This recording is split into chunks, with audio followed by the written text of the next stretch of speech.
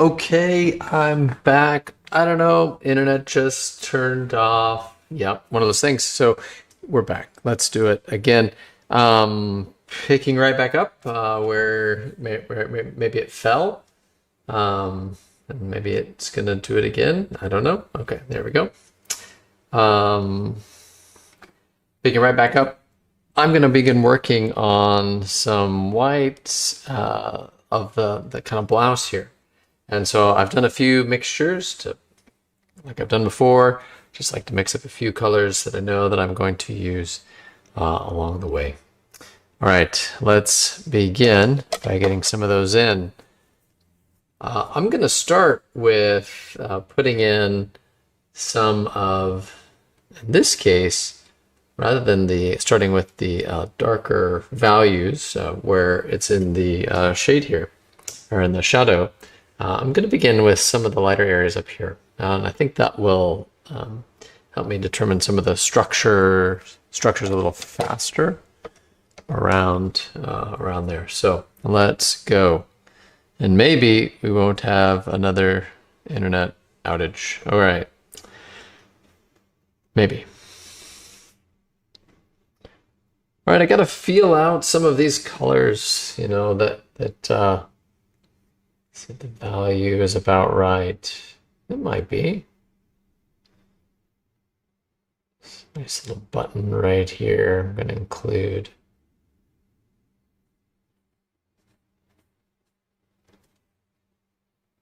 I think it's a little warmer than the color I have there, just a little more yellow. So really simple to just reach in, grab a little yellow ochre, and just improve on that.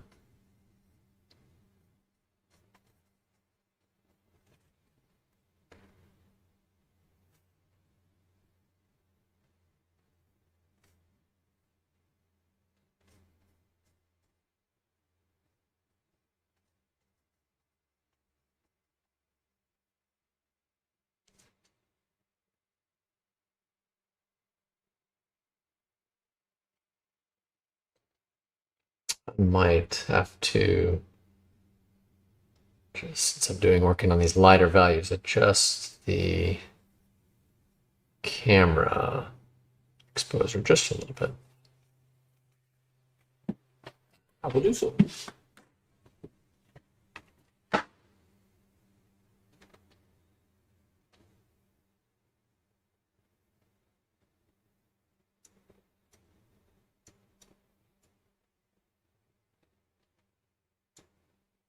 Okay. Much dimmer.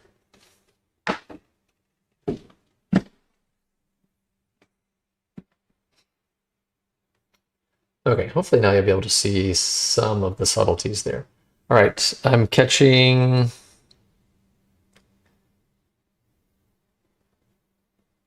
areas in the light here. Yeah, we've got some shadow back behind there, and we will get those in.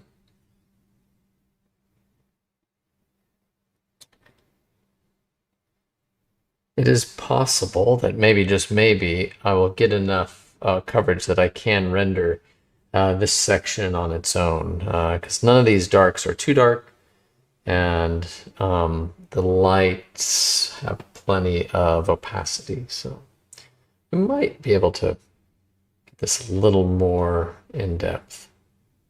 Looking carefully back and forth to my source, and getting that in.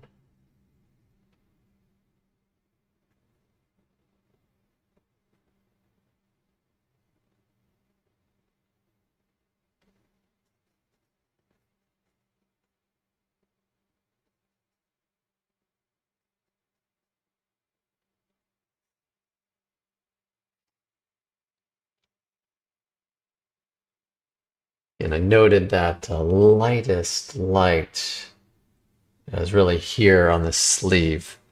And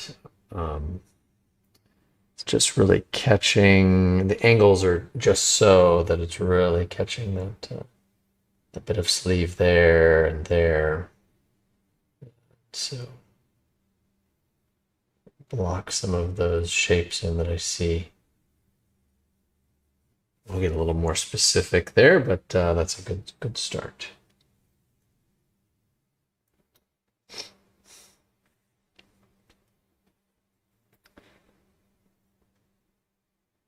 All right, just like I work from kind of light to dark, or dark to light generally, I'm going to do the same thing here, and I'm going to, only in the reverse, I'm going to begin working from the light into the shadow. Letting this white just a little darker. Keep using the same brush. I think it gets darker faster than I think. That's amazing. I was surprised just how quickly some of this can change. One of the things I'm noticing is each one of these kind of streaks of fabric. Really, if you consider where the light hits it up here versus kind of where there's still some light on it here, I mean, it gets fairly dark right away.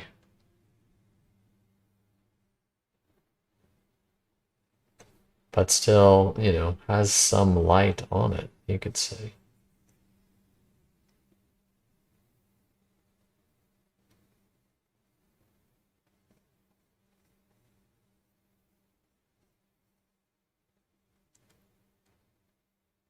I'm just working into some of that color. Quick marks, quick shapes. Really got to block in the basics first before getting into some details. So these are these bigger shapes.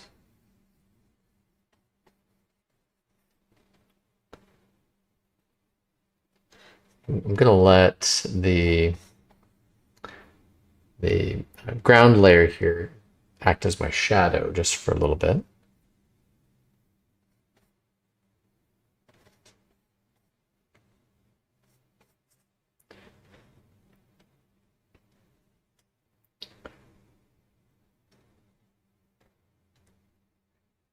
Lock in these next values here.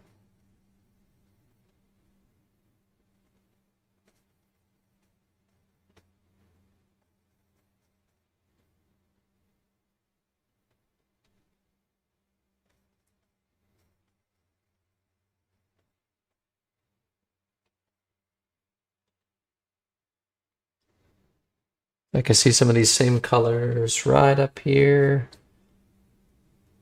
Kind of catching just a little bit of light, but getting dark pretty quick or heading down.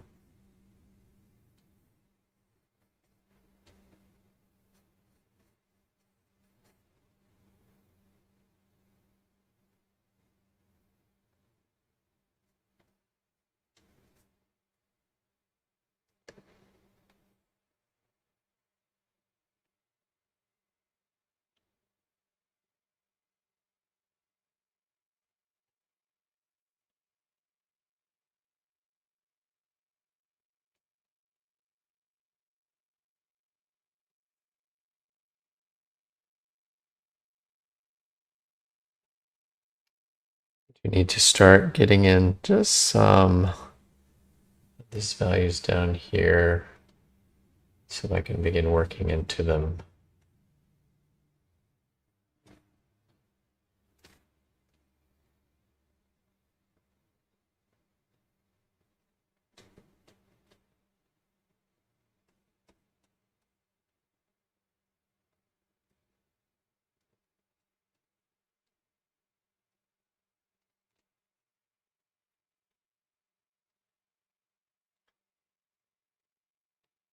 And this is it's really a great moment to kind of just take a look and see, you know, how, you know, if you look to the source image, and you look to what I'm working on, you kind of begin to say, okay, I see where this is going. I'm going to grab some of the darker value here and just begin to put it in. I think that's probably a little darker than it needs to be, but it's also fairly close.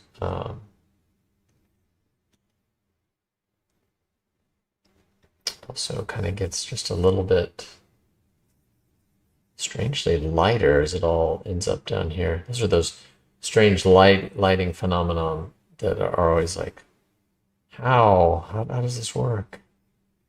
I get some of the shadow in here, and that will really help. Remember, everything is value oriented, so if we get our shadows in, our light shadow, we really start to tell the viewer how this works. The shadow underneath the cloak, start blocking it in too. And the reason why I jump between some of these lighter values and then immediately jump to darker values, because I know I'm going to start making some decisions, and I need those bookends. So think about, all right, knowing that, all right, I'm not going to go any darker than this.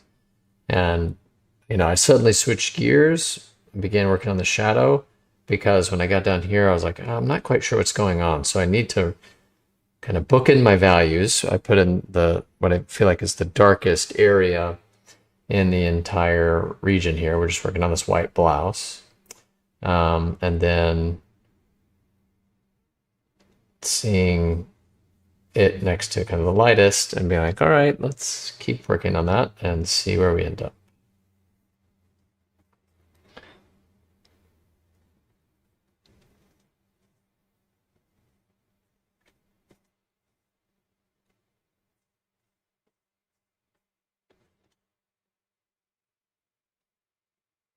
I think it's a little warm underneath here.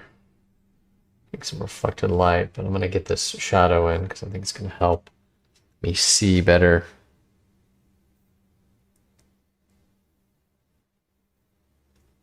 Yeah, if you're here and you have a question, like why is he doing that, or why isn't he doing this, just drop it in the chat.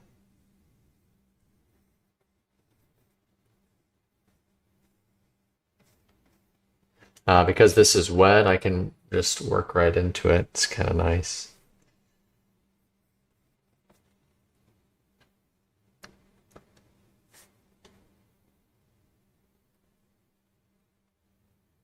Okay, like this shape, I might just kind of sketch out some of these shapes I'm seeing.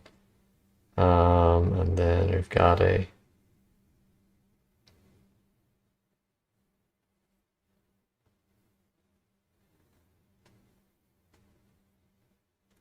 few shapes here.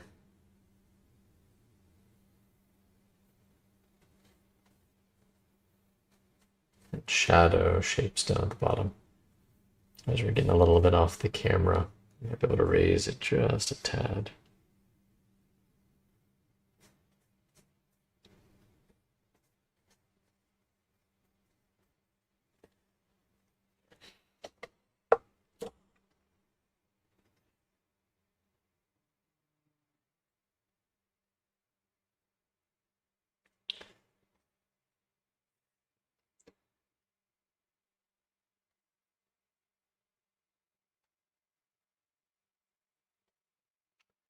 Filling in, filling in.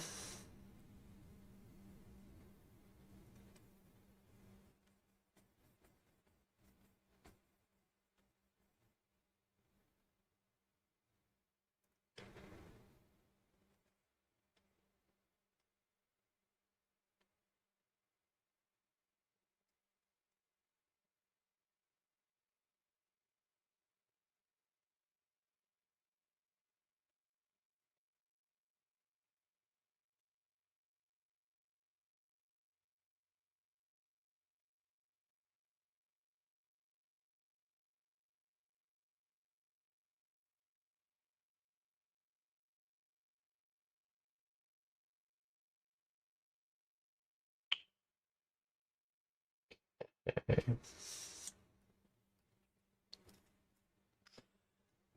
Building. I'm going to back the camera just a little bit so we can see.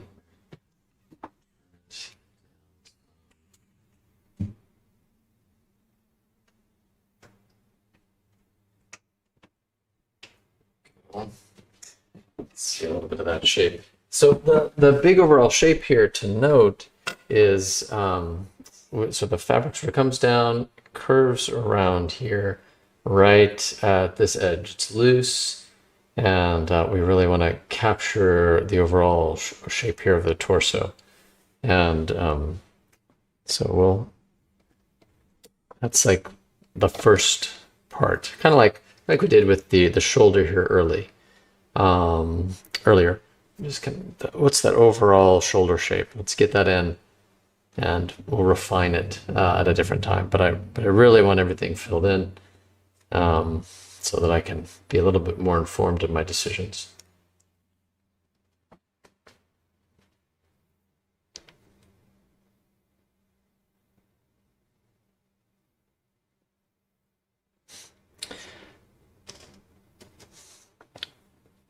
Okay.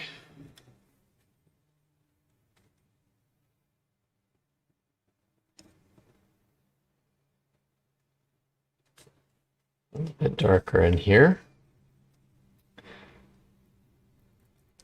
And just a little bit warmer. You know, the arm is in here, and light's kind of bouncing around, even in, so to make sure that I capture this successfully down here. Shadow.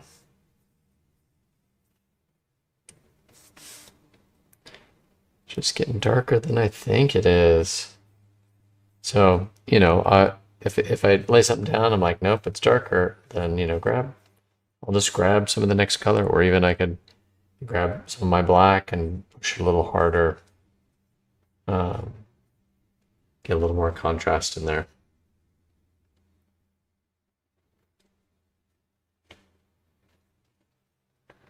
And you can already see on the stream from your vantage point, I mean, we've, in just a few marks, I mean, 17 minutes, all right, since nothing was here.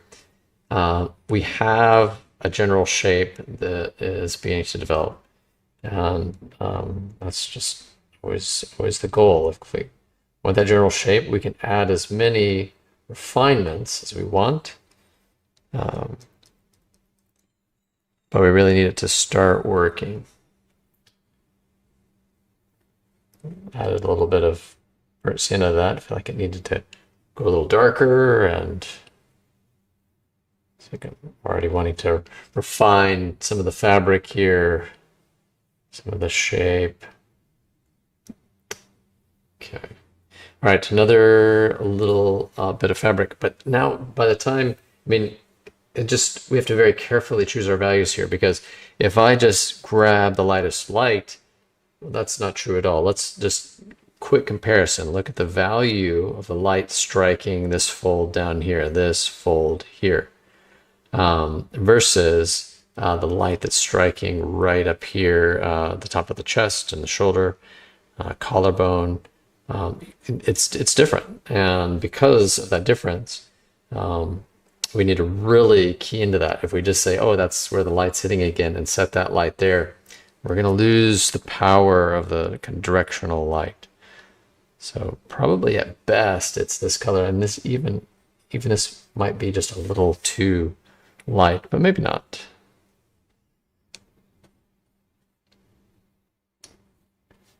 Start working it in.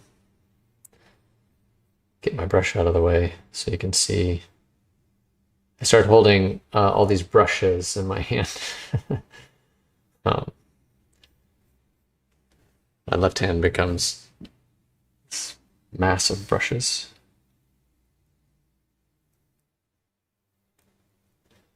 Grab more white. I'm kind of abandoning that and moving back into this area up here, and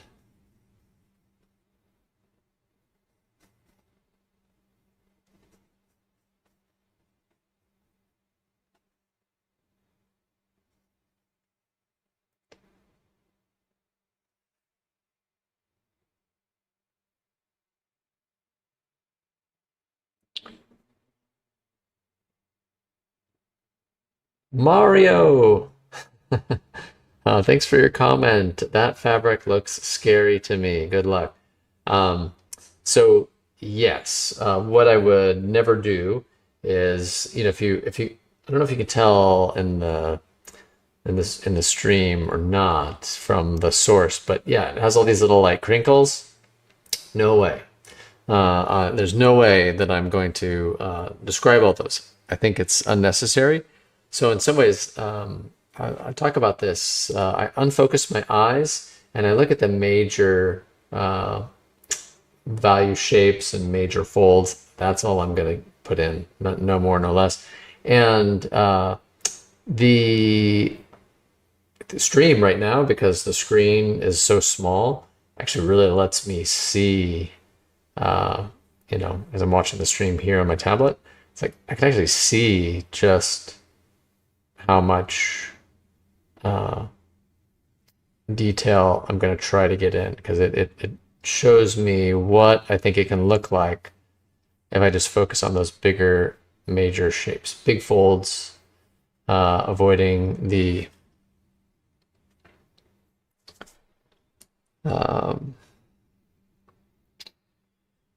avoiding it just getting too bogged down in little details that aren't necessary. Okay, adding to my overall highlights in some of these areas. A lot of light pouring in on this.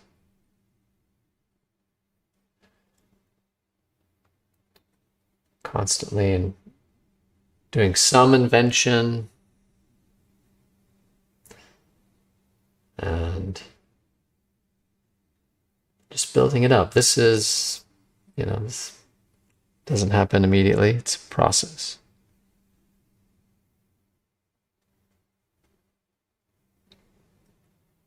And I think, unfortunately, I'm gonna probably either I'm gonna try to raise the whole panel just a little higher so I can get more in line. But I'm kind of looking at my goal for the day. I'll block in the rest of this green cloak, not worry about rendering it too much. But I may try to bring this. This is I'm getting the coverage I need on this, so this will probably be the rest of my efforts today. Don't worry, I won't make you watch it all. After a while, it's, the changes are so small that it's just hard to notice. What did he do? What happened there?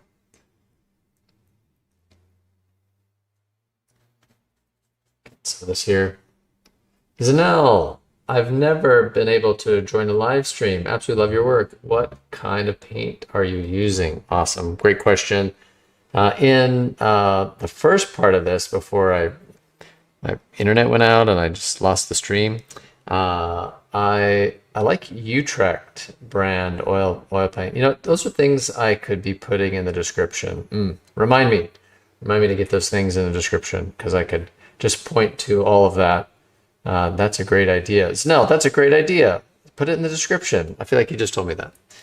And so I will do my best to try to get that in there. But Utrecht, like the city in Holland, they're made in Brooklyn, New York, and I really like the saturation of pigment for the cost is really, I think, phenomenal.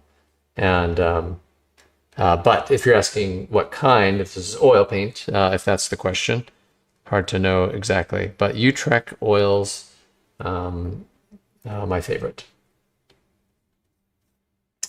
I try a lot of different ones too, because but in as much as I try different ones, I am not really I'm not changing my palette, right? So I'm using the same color all the time, no matter what, because that's where the magic is limited palette, using as few tube colors as possible, and doing lots of mixing, even though I get it, that's not always fun when it's like, oh, well, I just have this tube of paint. It can work just fine, but yeah, it's all about mixing, because earlier I mixed those chromatic neutrals. I think the live stream was still going before that. But it may have failed. I'm not sure when. But I was mixing these chromatic neutrals, which were really color. So anytime I use any of the other colors, which I do all the time, those colors are actually in the white. So these white colors I mixed actually consist of colors that are like in the same part of her hair here, right? And you're like, wait a second, no, that's orange. How can that be in here? But some of the same, like burnt sienna, is in her hair. It's also in the white.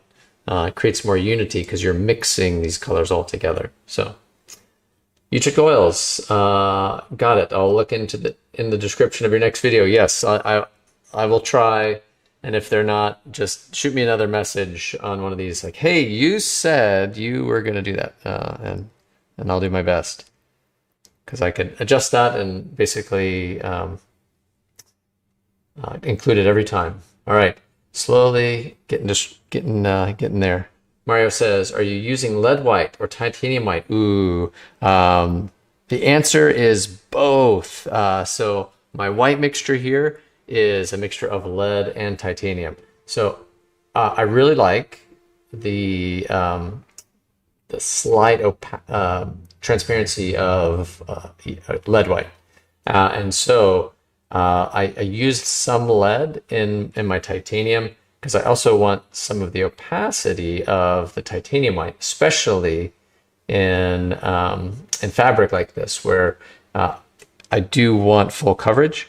Now, on the skin tones, I like to use a little bit more just pure lead, so that there's a little more transparency to the color. But also lead white is expensive. So here comes the frugal side of me. And so because of the cost of lead white, I like a good lead white. I will, put some titanium in it just so that it's not so pricey, because that can get intimidating too. It's like, whoa, oil paints. I'm gonna have to take out get another credit card to pay for it. Hello, PETA. Sydney, Australia. Awesome. That's cool. Are you a painter? Do you yeah, what do you like to make? Love to hear what you guys think, or what you're working on. Would love to see it. Love to hear about it. You're probably a painter if you're watching a painting live stream, right?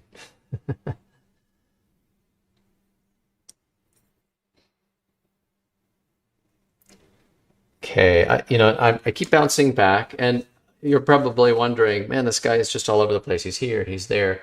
I'll just see areas that are unfinished, and I'm like, ooh, I just need to get something in there so that it's so that I'm making good decisions. Because at first it was really establishing, hey, let's establish those bookends, lightest lights, darkest darks, and then work in the rest. So here we go. I'm going to get this side in.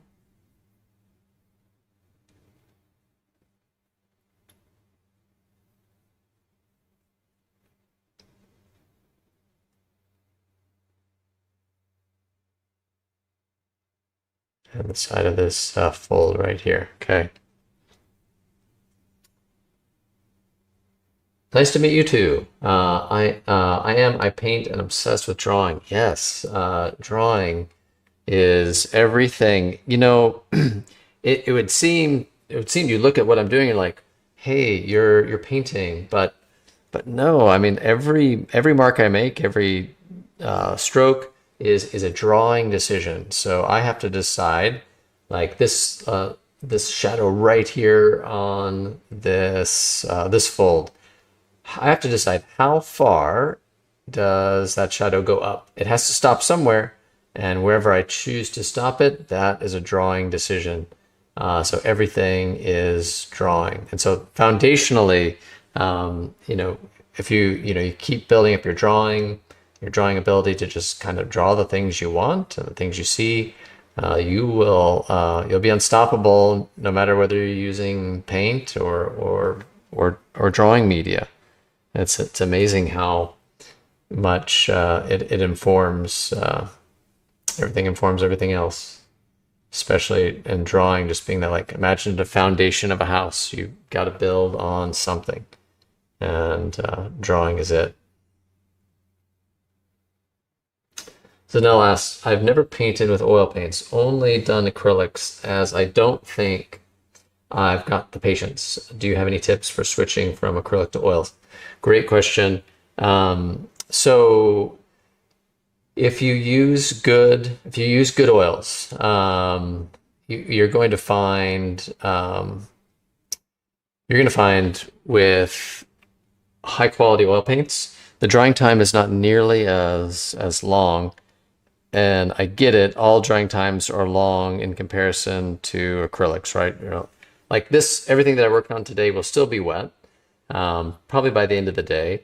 I am using, and let me state this, I am using a lavender spike oil medium from Chelsea Classical Studio, and that it has its solvent. It's using lavender spike oil. And then for the oil, part of the medium is linseed oil. And that lavender spike oil is a very strong solvent, but it's not a solvent that, like, you breathe in and it kills you. But the solvent is strong and it dries out the paint pretty quick. So really, sometimes in just a day, the paint will be dry the next day and I can paint on top of it. And I realize that's still a lot slower than acrylics. But, you know, it's one of those things that having the extra work time I think is where the strength lies. Because I'm laying all these colors in, I'm not really worrying about, okay, some of these edges are not quite right, because I'll come back in and fix them. Shirley, good to see ya. Thanks for being here. Shirley has been asking great questions post-stream every day. It's awesome. Thanks for keeping me answering questions and thinking about painting and all of that. It's great. And watching some of the older streams, from 4 years ago. I have a lot more gray hairs than then. Yes, that was a fun time. I had one of my roommates helping me with the streams, so.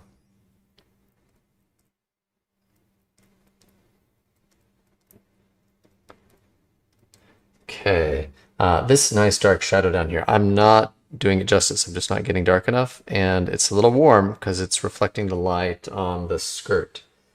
And I just need to get a nice darker value down here. I can drop that in.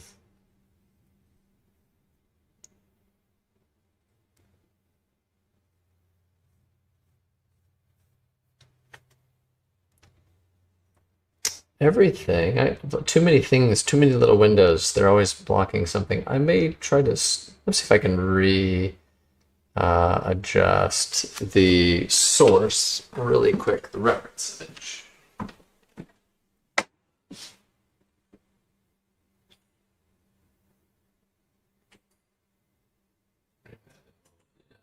There we go.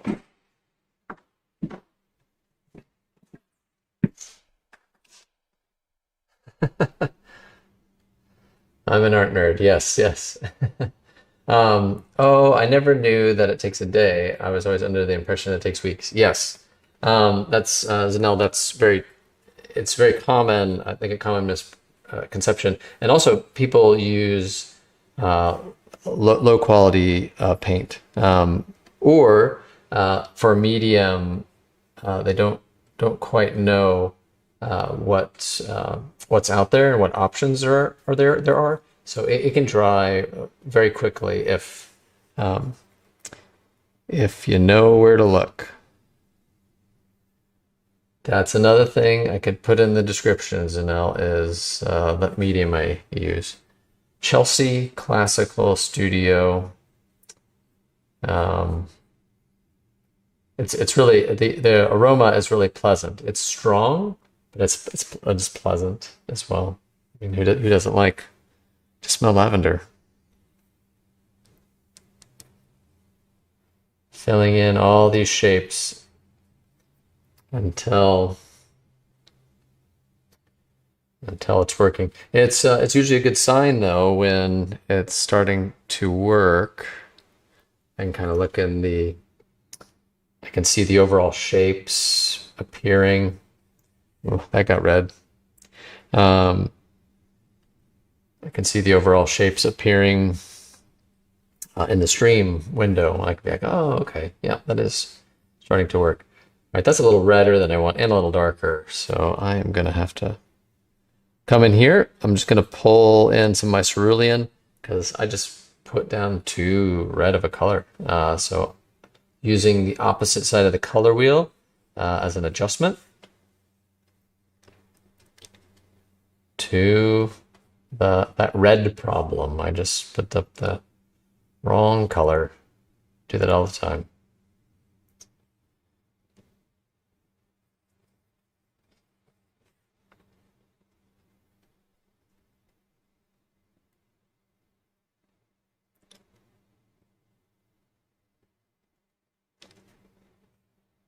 All right, just getting these nice parts in the shadow all done. As it probably doesn't need to be that dark, but it is pretty dark back there. And as soon as I get that in, that will start to sit back where it's supposed to, back underneath this. And I'll have to come in and adjust this fabric, and it does need a little bit more. I realize I didn't quite make it as light as it could be and probably should be. The shoulder. So it's always here's the dilemma with oil, just in general, you know, or paint, or whatever you're doing. Like, you want to get a lighter value. We want to get a lighter value on the shoulder here, or I want to get a lighter value on some skin tone. You can see a little bit of the skin, her upper arm skin tone needs to be lighter, but I don't want to just throw white at the problem and lose the richness of the oil color. So it's always a push and a pull. Like, can I, with chroma and color, achieve some of those effects so that it really feels like light, without, you know, it just going all chalky from using white. It's challenging. You know, Shirley's right. It's really fun. And blending, yeah, you just have to sort of be aware that it's always going to move on you. It's you know, you'll, whatever you put down, you can easily pick up, but then that's also the beauty of it. And maybe I'll actually be able to show you that here. My goal is to first just get in a few more of these shapes, and really to fill in all the shape down here too, which I have not got to yet. Set aside that brush.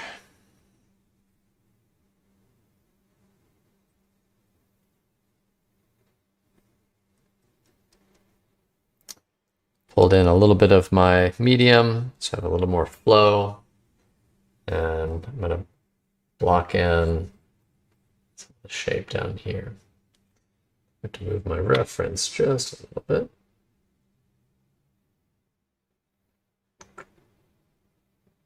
Yeah.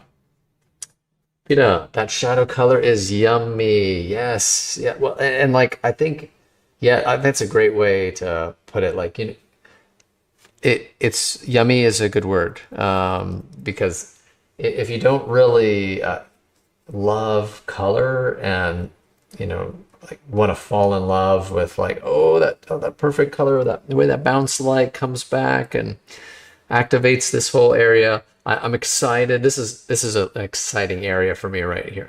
At some point, I can't wait to really like render this so that, you know, the fold comes from the shadow and comes forward into the light, and, you know, is catching a little bit of the skin tone light, like those sort of things. Just they really get you.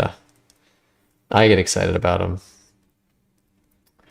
And to Shirley's point, it really gets kind of art nerdy. You're like, oh, so nice. No one else will appreciate this the same way. Making a little bit of a pink, I see. Ooh, just maybe a little more red. Let's see what happens. Add a little more red to that. Yeah, that's all right.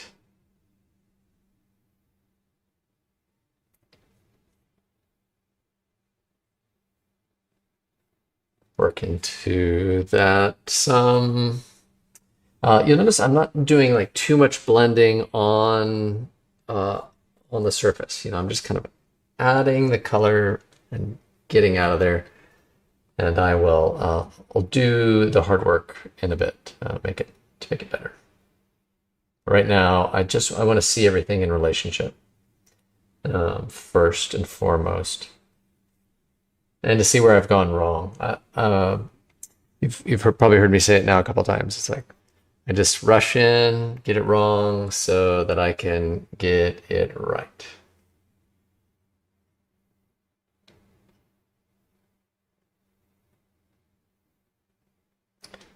And sometimes you'll just, if you like watch the bottom right hand pane, you'll watch my head just kind of turn back and forth, back and forth, back and forth as I look at my source and I decide, all right, this is what I'm going to do.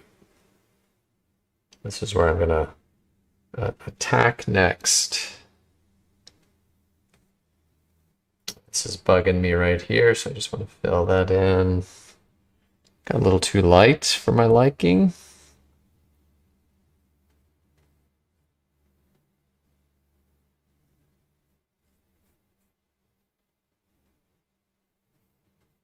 Yeah, if you are have just joined the stream, you will see that about 42 minutes have passed.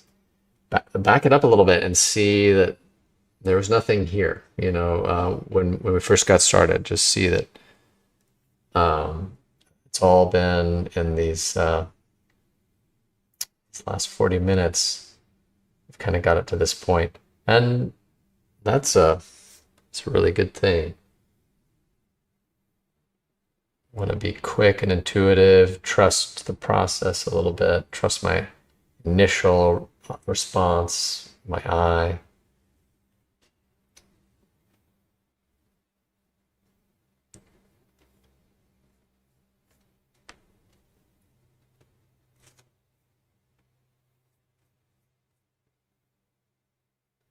Yeah, I mean, so yeah.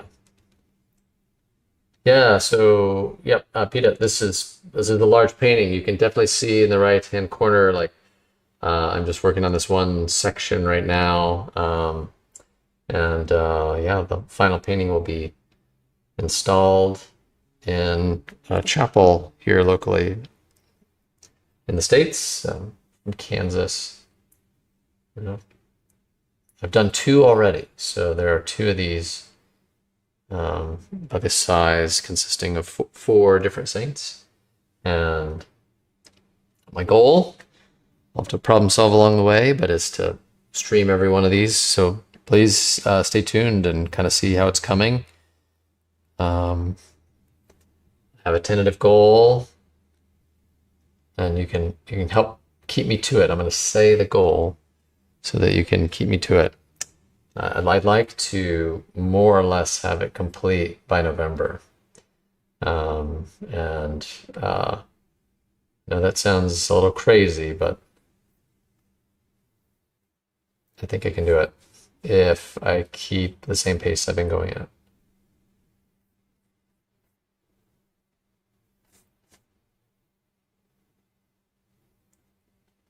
I need to have a microphone that's like right here on the canvas so you can hear the scratch of the brush.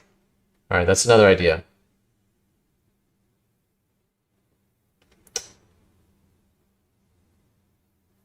Anna, good to see you. Thanks for being here.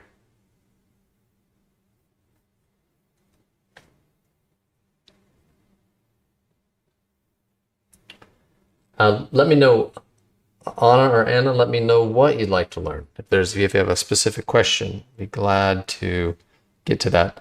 I'm kind of bouncing around. So if you're like, what are you doing? I'm just kind of jumping from area to area. And right now my goal is to just cover up all this, what is called the ground layer. I know you can't really see it, but if you look at the big screen, it's kind of showing everything. I'm going to use my hands here. This area and this area it's just a ground color. And right now I'm just trying to chase down and fill in all of those. So I'm just jumping from kind of spot to spot. It probably looks a little frantic and crazy, but I'm going to fill these in.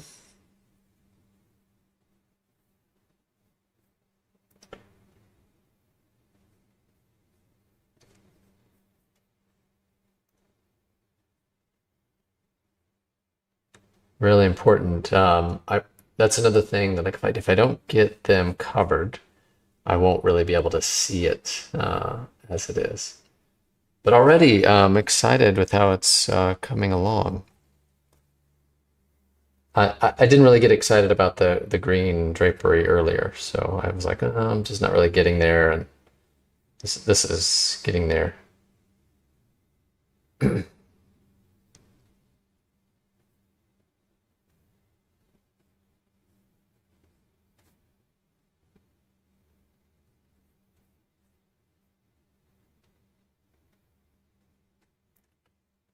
Just filling it in.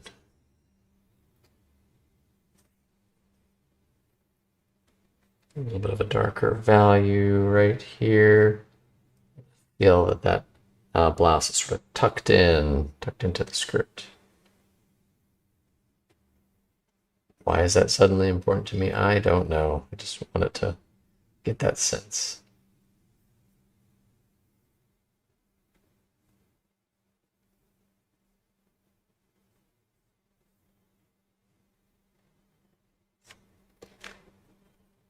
Right.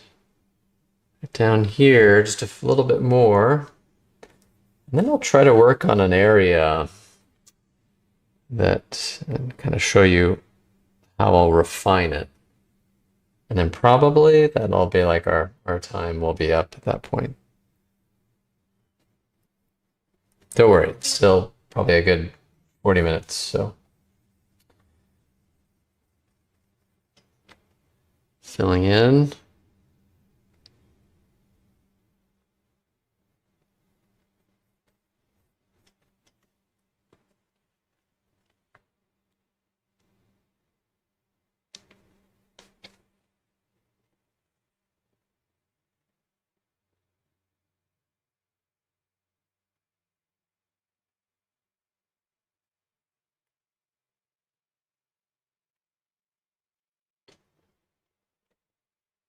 Almost there.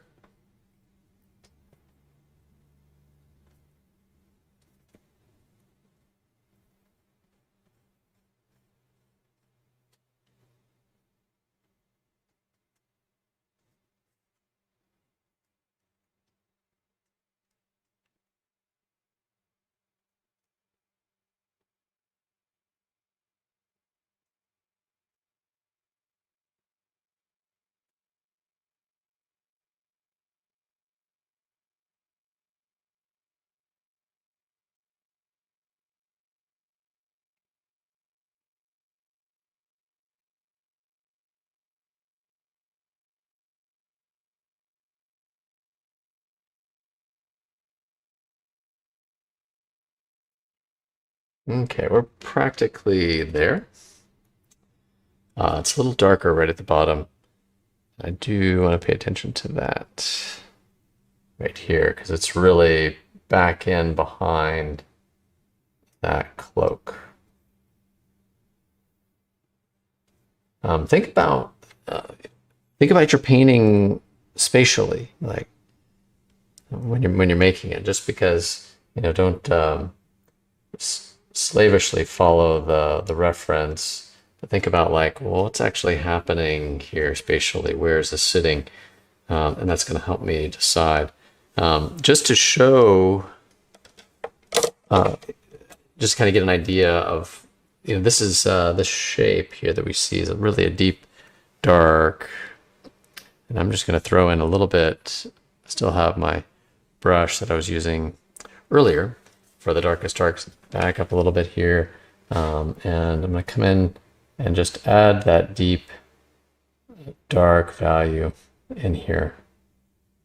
What I really want to do is I want to see it because it essentially reads as a black. And I want to use that to see if my value is okay.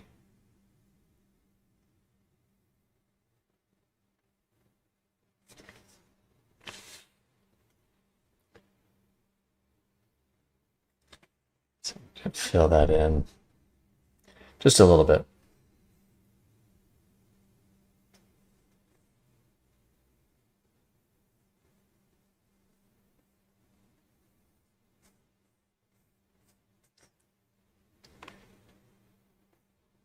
And I think that shows me that I didn't quite get dark enough. In that shadow that you loved, Peta. I don't know that I got it quite dark enough. So we'll see when we turn back around here. Okay, over that sleeve. I need to get that sleeve in, and then we'll play around a little bit. So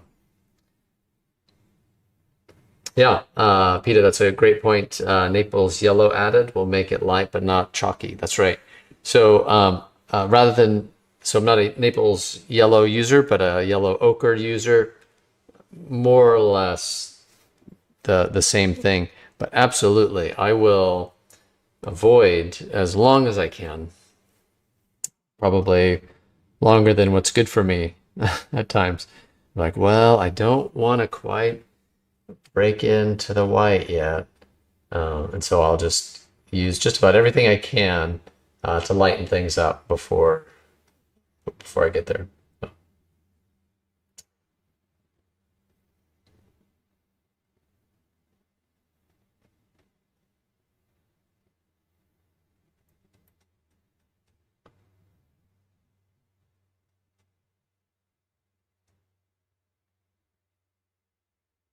And if I'm saying anyone's name wrong or something, you can just correct me, because I could see how that might grate on you a little bit. A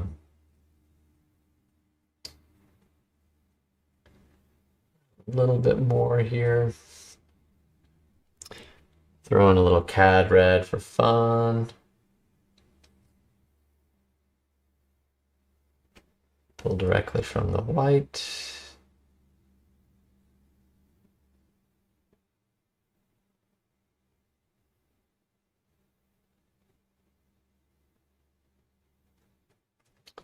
Ooh, I just noticed something I hadn't seen before. There's a fairly dark shadow on this sleeve. I missed it. I'm going to get out a small liner brush, so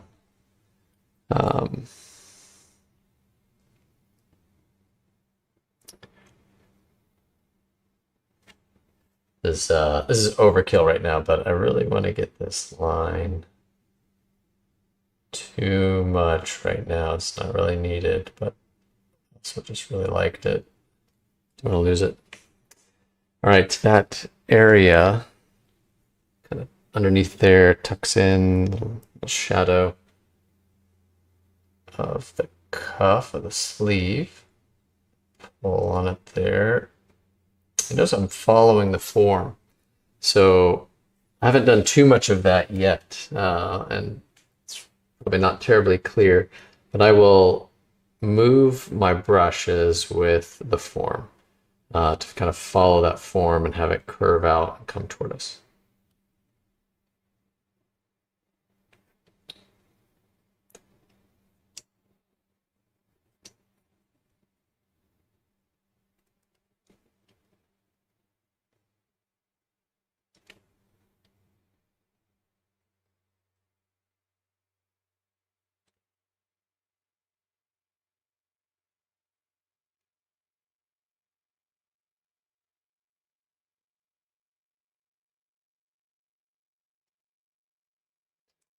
A bit more light, just touching that sleeve. Nice bright white. I mean, by far our most intense light. There may be a few spots here where it's close, but this is really where light's hitting at its strongest.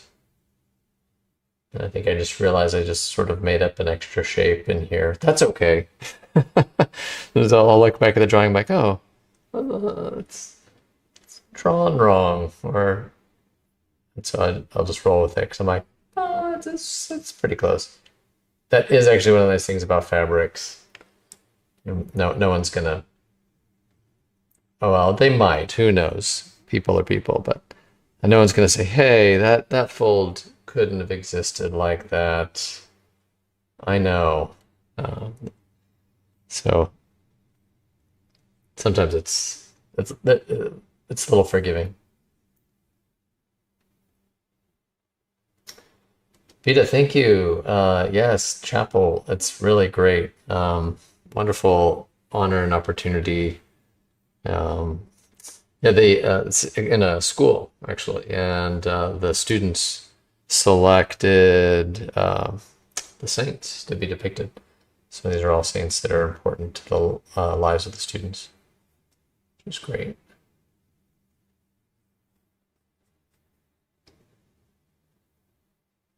So this is Saint Dymphna, as the name suggests, patron saint of mental health.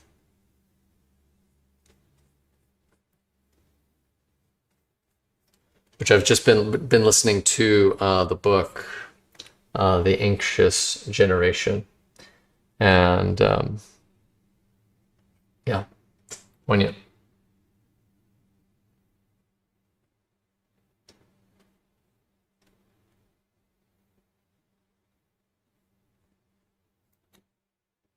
And I realized the irony. Me saying I'm listening to the book, The Anxious Generation, and here I am streaming online.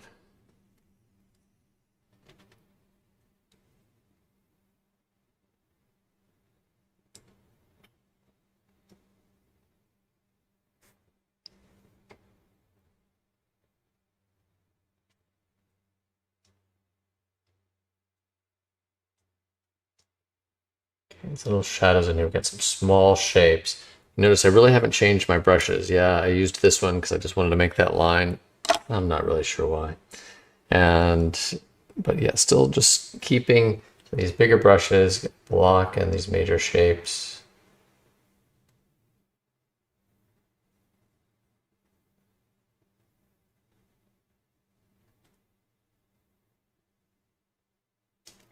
I'll be out of pocket a little bit later this week, and so today, maybe not tomorrow, very possibly Thursday. I'll stream, probably not tomorrow, and yeah, that'll be it for a little bit. But I'll be back, promise.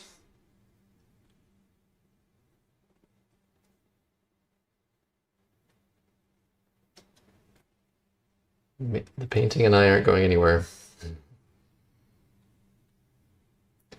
We got a long haul ahead of us.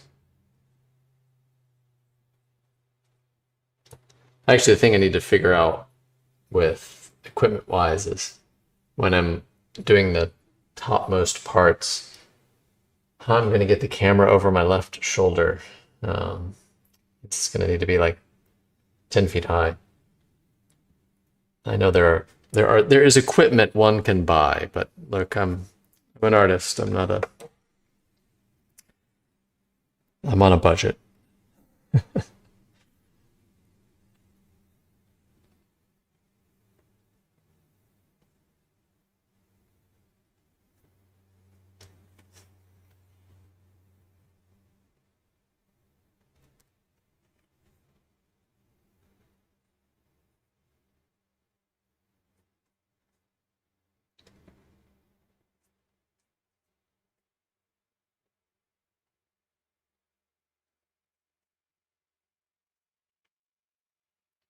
But these shapes are just about in here.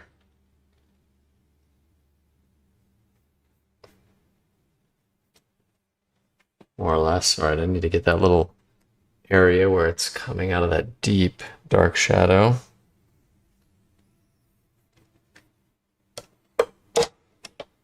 Use my brush that I've been using for my darkest darks, my blacks, and just refresh that. Nice, deep and dark. I cannot tell.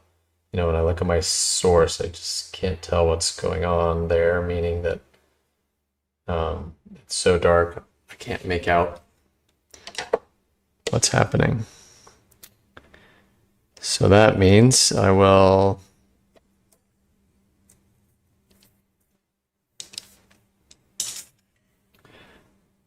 make it black. Getting a little burnt sienna because it's going to be warm. I think it's going to be just a little warmer. As I just going to pull some of that in, awkwardly lean over.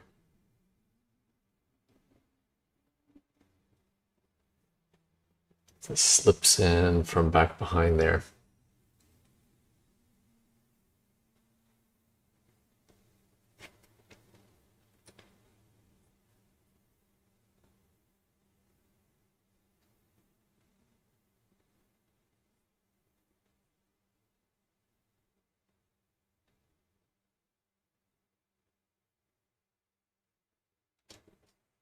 Okay.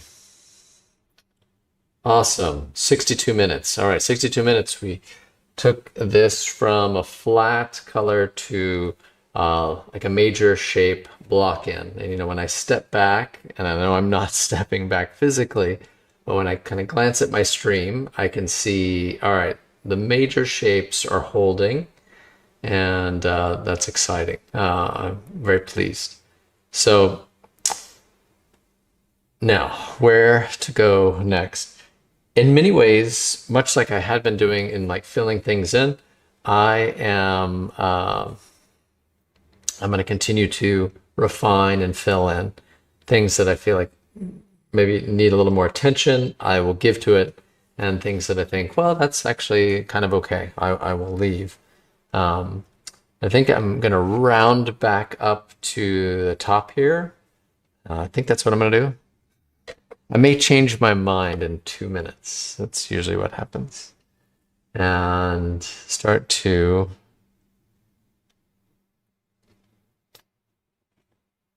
try to be a little more specific.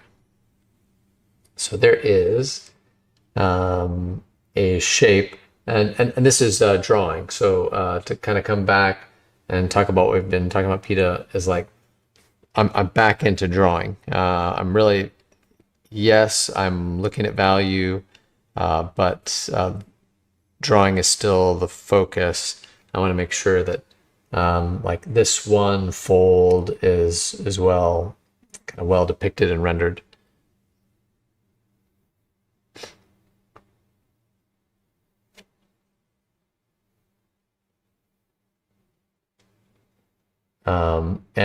And so take a look at how I'm making the mark.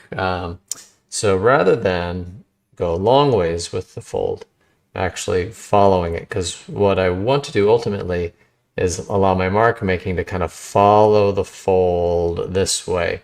And so I'm kind of, the mark is coming like that. And because I have the brush already charged with the same color, I'm going to just kind of stick to that color. So, oops, just grabbed too much yellow. Didn't want to grab that much yellow. Let's see how bad it got. That's okay. It's warm. It's because it's like right resting on our skin. I think that works.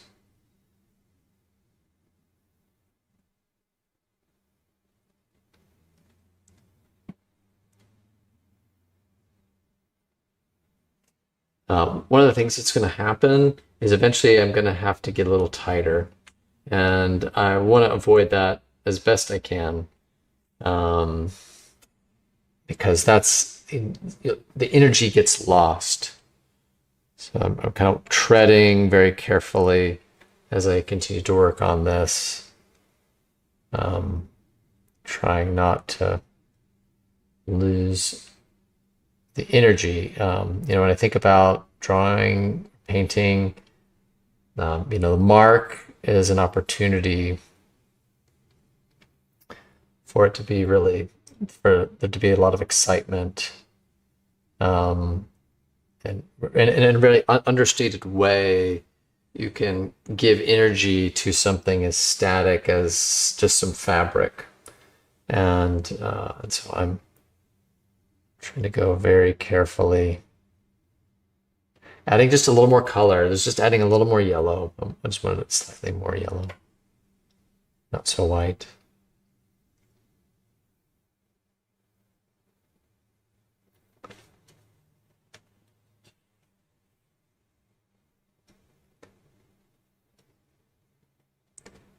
A transition that I really want to get, and it may be a thing that has to happen later when I've done a better job on the green cloak, is this really soft transition here. That's really nice.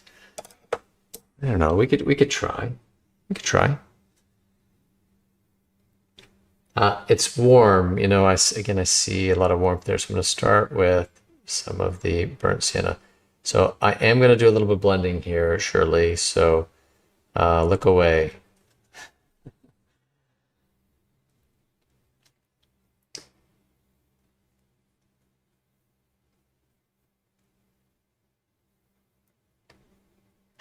Soften this. So in this case, I'm using a filbert, more rounded edge.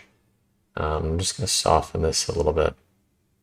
I'm gently raking the surface, almost not even touching it. But I really want that shadow to be soft.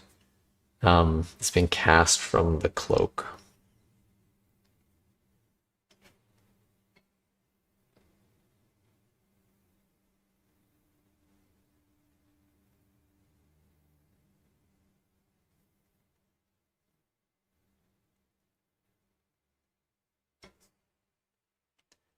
Wow, that one move helped out a lot. Just covering up that little bit of light. Now that's sitting back in there more, which just amazing to me. Sometimes how a solution I'm not even, it's like I didn't do that in hopes that it would fix that, but it did anyway. Got a little bit I just want to clean up in here. A little farther on top of what is a really dark skin tone, as the kind of cut of the blouse is right there. Lost some of that angle with the marks I've made, and this is like a drawing correction. Still gonna lose that. And I need to carry it up a little bit farther on that other side. So I'm using burnt sienna and my mixed black, which my mixed black is burnt sienna and ultramarine blue. So everything's just kind of working together with one another. Everything has everything in it.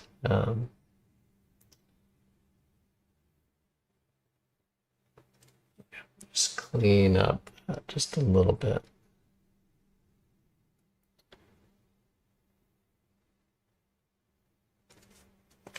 It's better, much better. Okay. I think I'm gonna have to get this brush back out. So what I was asking myself there, this is the internal dialogue inside the artist's mind, asking myself if I have this edge here that's catching a little bit of light, but really would it back behind here? And I'm looking at my source and I'm seeing no, it actually wouldn't.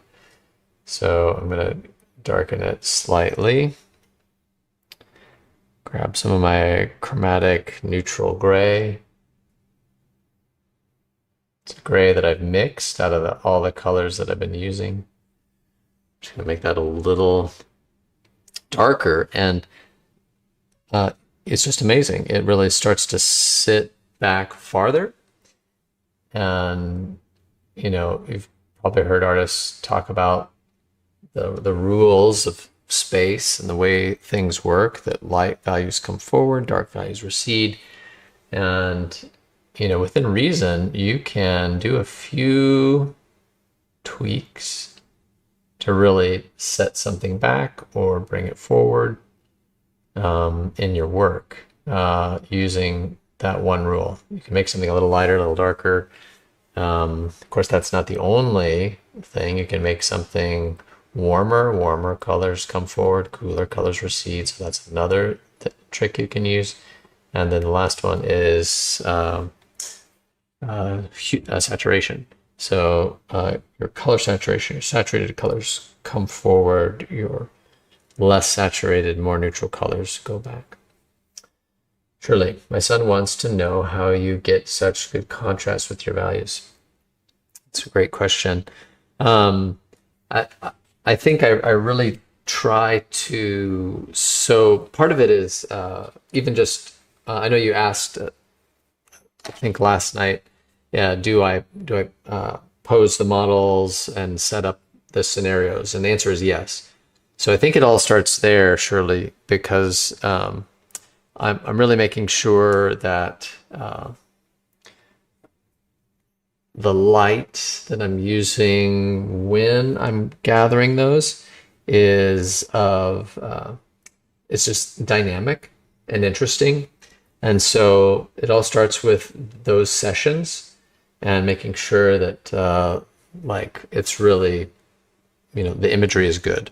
And if the imagery is good, because yes, that is what I'm going to base much of the painting off of, is I need to really make sure that I am successful in achieving that first. So a lot of it's just light. So one light source, that one light source, you know, illumines the figure, but then I really want nice, strong shadows on, you know, on the one side, because I think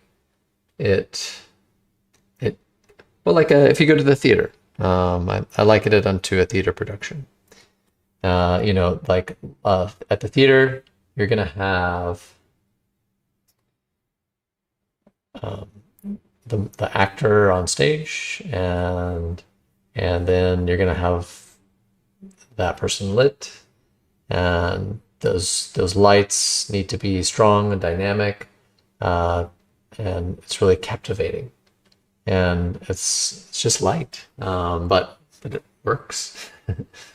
So maybe that helps a little bit answer some of your question. But it starts there, and then you know, I always really want that strong contrast. So I emphasize the contrast a little bit, so that I think it just makes a more dynamic painting. And so those are all kind of intentional choices. And then I think lastly, I see them, and that may sound a little too vague, but yeah, I just see the contrast, and like that's why I started painting at all. Was an instructor initially was like, you have a really good light sensibility, and she was like, you're taking my oil painting class next semester. And there you go, one sentence, and now we're here rather than me working somewhere else and doing something else with my life. I think she knew too, with like the light. She's like, oh my gosh, wait till you try oils and you see what's possible. So I think she knew what she was doing when she invited me to that. 27 years ago. It's been a bit.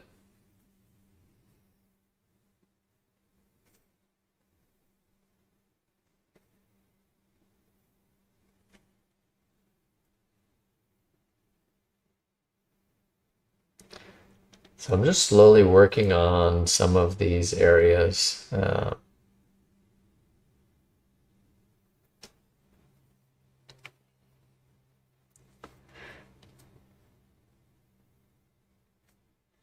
then here's where it just slows down, to be honest. For, for those who like couldn't hang earlier because there wasn't enough action, just might as well go watch TikTok now. Because you know this is really where it's gonna get slow and methodical as I fill in a little more, and I try to work into some of the edges of the shapes. So little shapes that I'm making.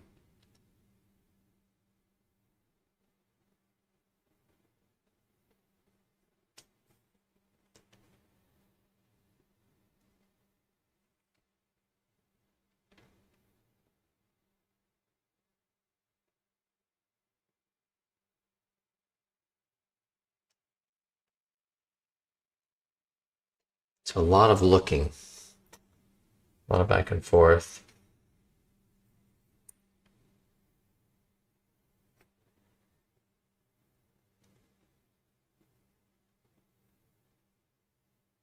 A lot of in between. So if I see a contrast that looks just a little too severe, I will work into it.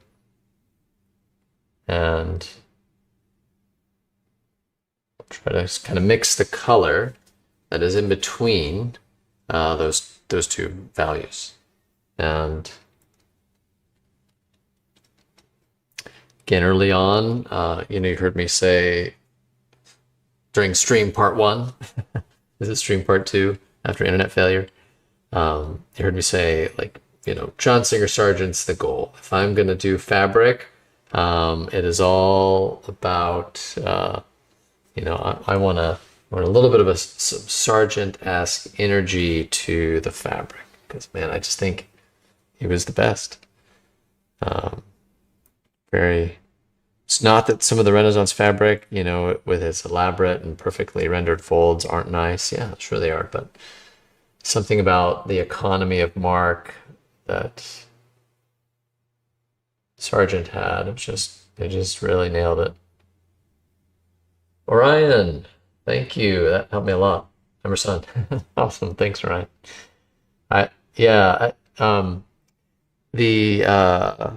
It's interesting. I think a lot of times all the work on the front end is what kind of helps the back end, meaning that if I get a good reference that has a strong light source, then my image at the end is going to be strong. So really, I've got to get that first, and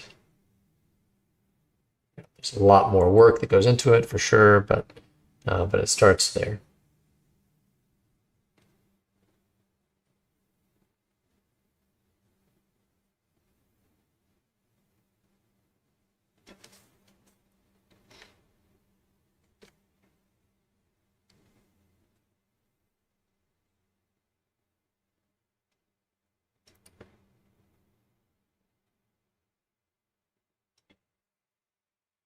Now I can do things like this. Sometimes I will, I know I made all that talk about if I'm feeling like I'm just losing a little bit, I will get out the fan brush and work some things down sometimes. Sometimes I will pull, and if I'm going to do this, I'll kind of show you a little bit. I'll do this, but I don't like to a whole lot. I'd rather do it with mark rather than this, but sometimes I'll take the brush and I'll just show you, and you can see this, and maybe you can incorporate this into your work as you see fit. Is really just pull this around like this. And that really didn't do much, but you just kind of pull this around and pull this around. But what I'm doing is I'm pulling this rounded. I'm kind of following the form all the way down. And because I'm making this motion, it's going to send that shape back.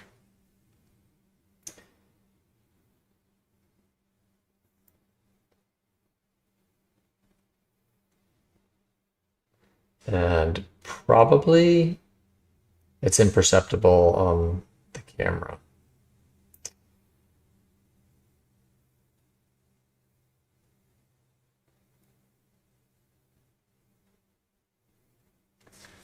Sometimes I'll use a brush like that, but I kind of try to avoid it. I'll keep that out just in case. I might change my mind at some point. Might need it. Okay.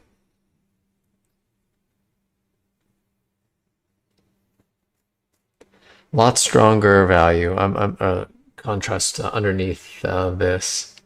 It's a little hard to tell what is the shadow on the upper breast and what is the shadow like of the cloak itself. I'm kind of losing an edge there, but I do need to describe enough of something there so that I might get out a slightly smaller brush. Okay, let's go for that.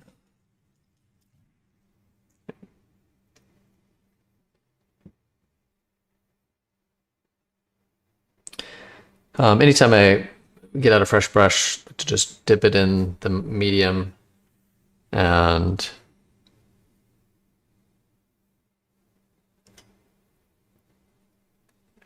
just get the bristles a little moist and then dive in. So here we go. All right, what I'm going to try to work on is this edge, which of the fabric is sort of dark. I want to add some of that. Some of the areas that are dark are actually the shadow cast. So I'm going to put in a few of these marks, not much.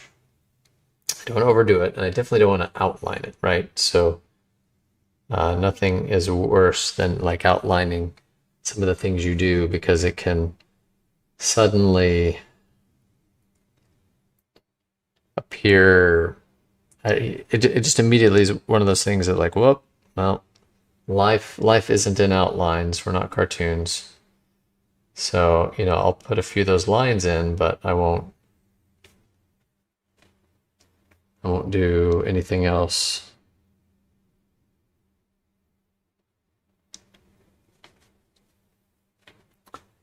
Right, I'm going to do a little bit more of that. It's warmer, so I'm going to get this because I think this just goes a little darker and a little warmer.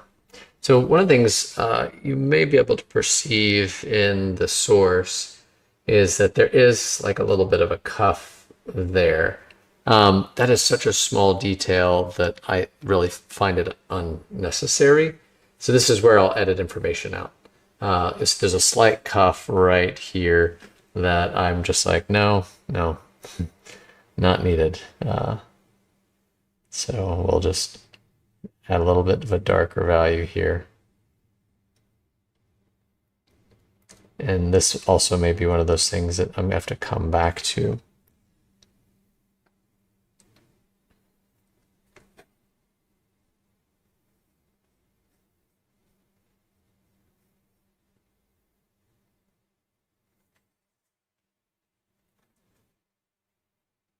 The overall sense, I really want this to sit on top, and I really want the blouse to feel like it's underneath. And kind of until that happens, that's where I just keep working at it. And that's where like the work is, because I'll fight it until it works. And sometimes it takes a long time for it to work, and I'll puzzle it out. I was like, okay, why is this not? Is it drawing? So here's a great question to ask yourself anytime you're working out your stuff from home. All right. Number one, if there's something you're working on and it's bothering you, first question to ask yourself is this. Is it the drawing? And because as we were talking about earlier, Peta, drawing is everything. It's foundational. It is in every decision you make. And so ask yourself first, is it a drawing issue?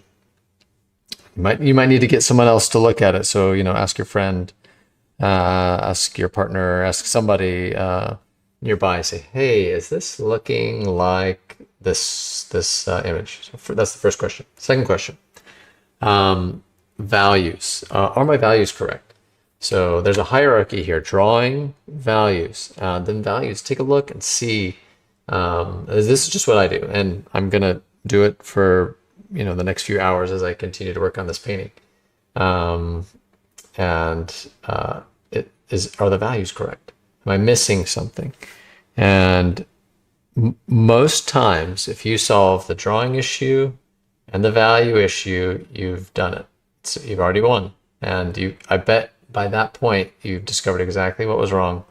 And very likely you solved it. Because, and again, this isn't my quote, but another artist, Graydon Parrish is his name, and he just says 80% of a painting's effectiveness is in value. So if you get the values right, drawing is just assumed, right? You assume you're going to get the drawing correct. But if you get the values right, you've won. You did it. And so it's just those two things, drawing and value. And then you can start to ask yourself a few other questions like, oh, what color needs to be shifted? But usually by the time you solve both of those, you've done it. The old adage of, value does all the work and color gets all the credit. Very true. We look at it and we say, oh, that's such a beautiful color. But well, it is undoubtedly a beautiful color. But it's like, well, all about the value. Value did the heavy lifting.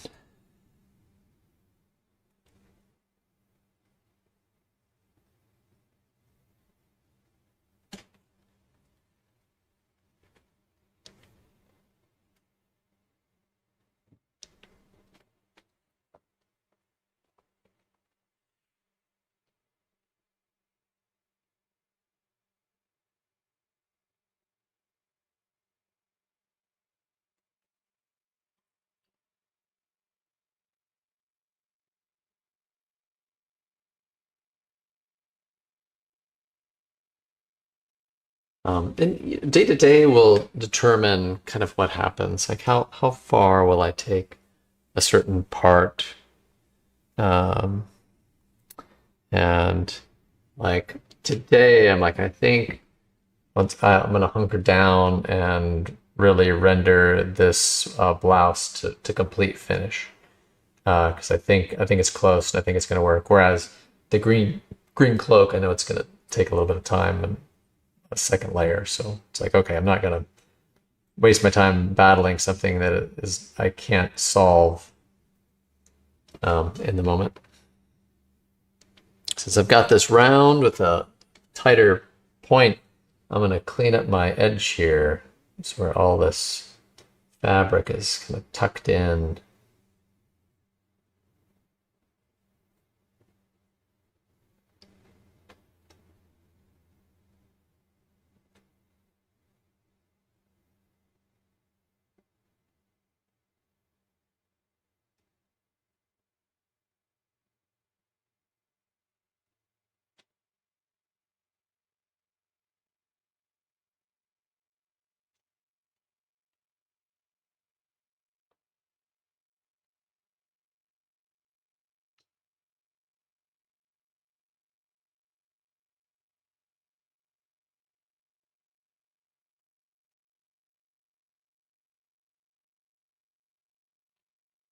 Okay, slowly adding things in.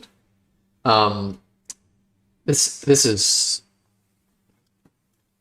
probably what you'll want to do if you just joined the stream is to go all the way back to the beginning and just take a look and see kind of how far we came and little steps along the way. And even like now is a great like marker because it's like, well,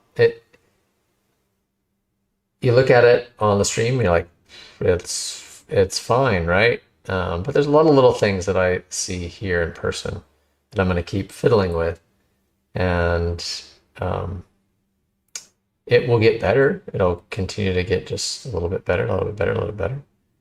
But it'll be a thing that is ongoing for quite some time.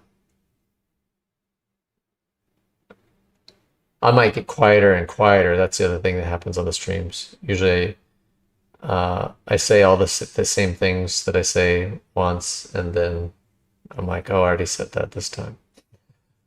But you're going to hear me say the same thing on the next stream or a previous one. But as my very good friend says, that's okay.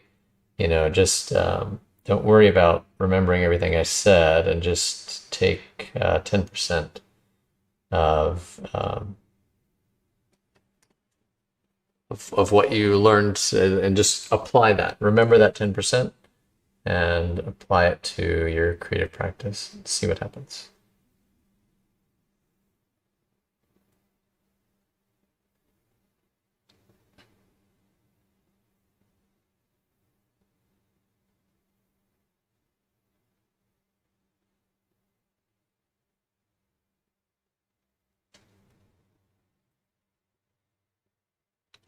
It's really interesting phenomena. Like I love just studying. I love studying this stuff. So here's what I'm watching, and maybe you can kind of see it in the source too, in the reference to the left.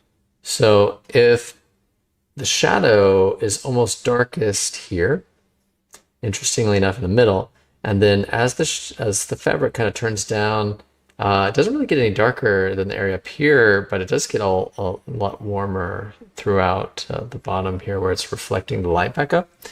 I don't know. Light is just so fascinating, and the way it bounces around and does things that I would never expect. I would assume that this area would be like the darkest as it kind of all turns in there. And it certainly eventually does get there in these like occlusion shadow way deep in here where no light, no matter how many times it bounces around, gets into. But just amazing to kind of just appreciate the beauty, subtleties of light. And that's why I paint. It's probably why most people paint.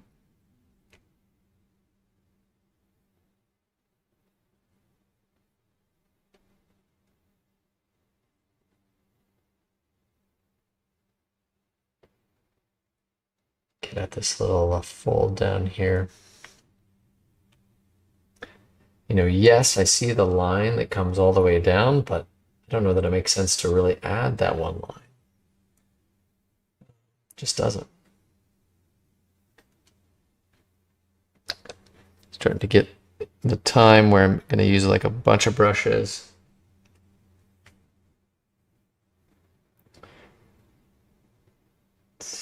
Daylight is fading a little bit. Here, just some. Bring up the exposure on the camera some.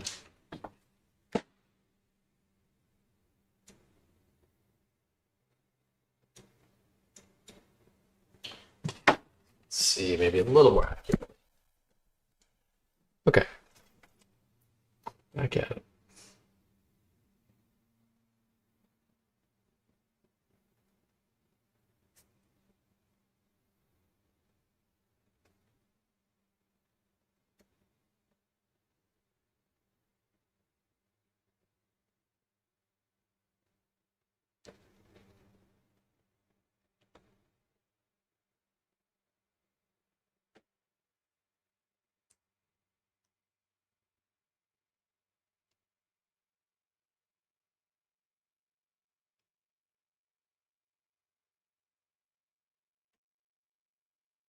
Ken, thanks for watching it today, and please drop a question in. Anything at all. Happy to answer. even if you feel like I've kind of already answered it. You want more clarity on something.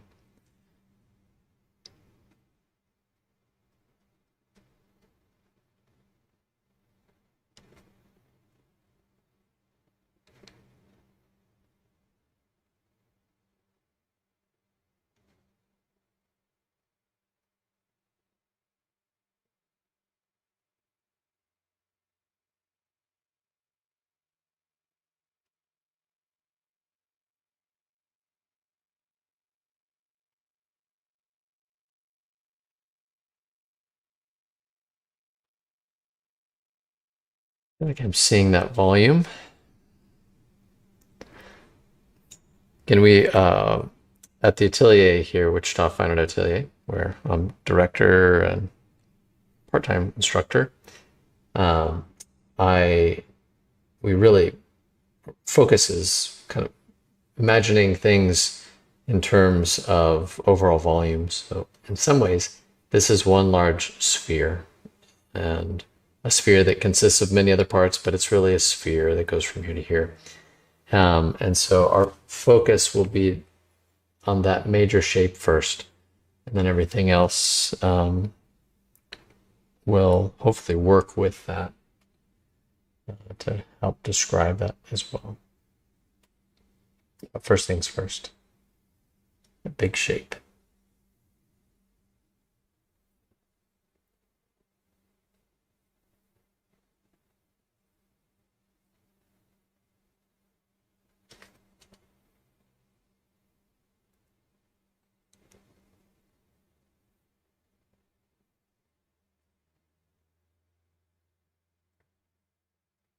Add a little more warmth on this underside here. I think it needs it, so just grabbing some burnt sienna.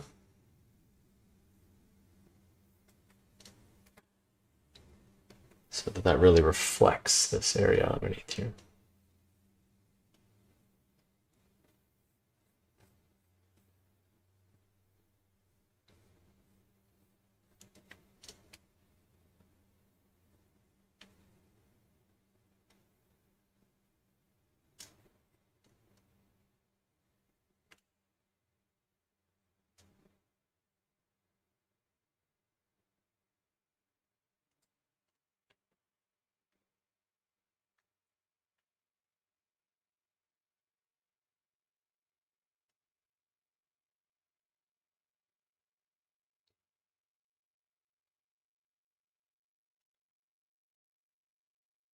And my own joke, or I just chuckle. It's usually about this time in a stream when we get into the like hour and a half mark where I just get quiet and I just work and really just painting and working. So if I don't say anything for a bit, I'm doing okay. And really the decision is just catching up. Because even still, like there is a little section right here that doesn't even have any paint on it yet. And so I'm constantly finding little things like that. It's like, man, get this area done.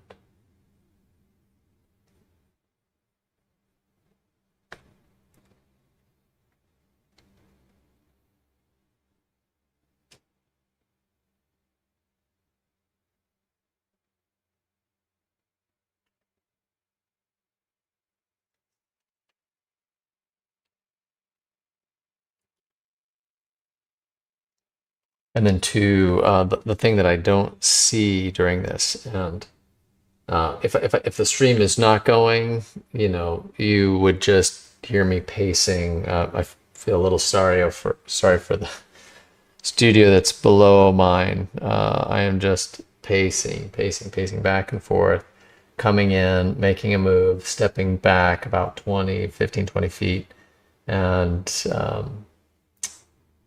just assessing. All right, was that a good move? So it is also refreshing to be able to do that periodically.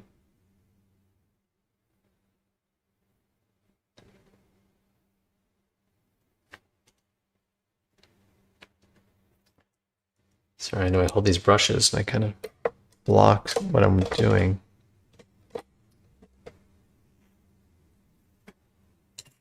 I'm going to step back from it. I need to see it.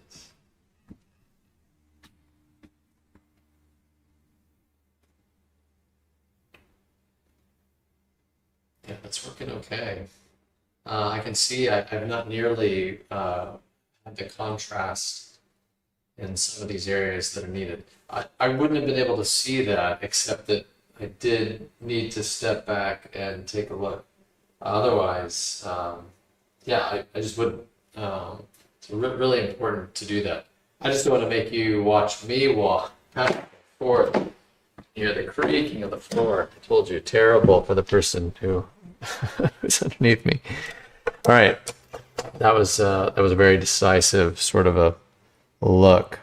All right, things need to go darker, especially in the creases here and below. We need to really bring up. Just needs to be a little more contrast. Talking about that contrast, Shirley. I think it needed a little more.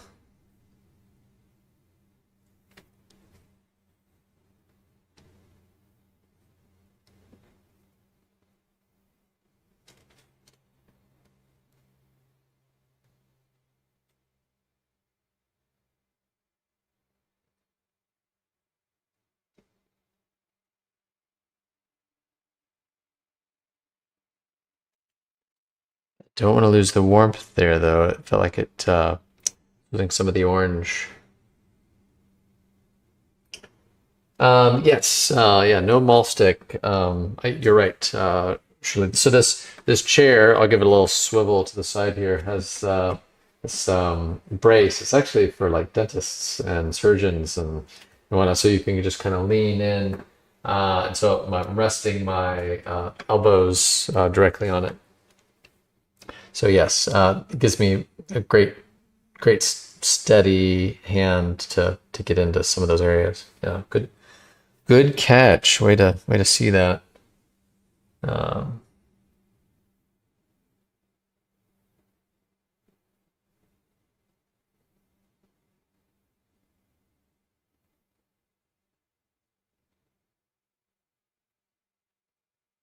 And darken this some.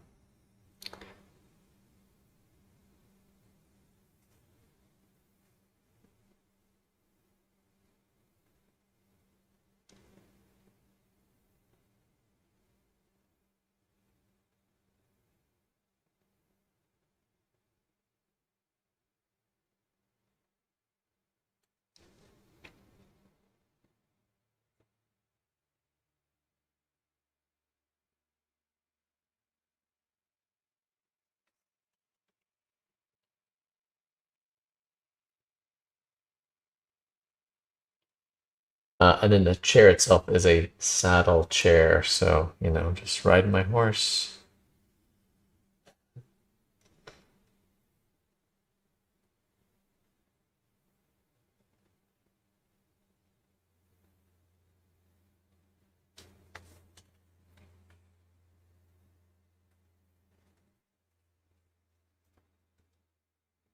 I'm trying to decide if there's much more that needs to be said before I just really kind of start to continue to refine this for the rest of my painting time today.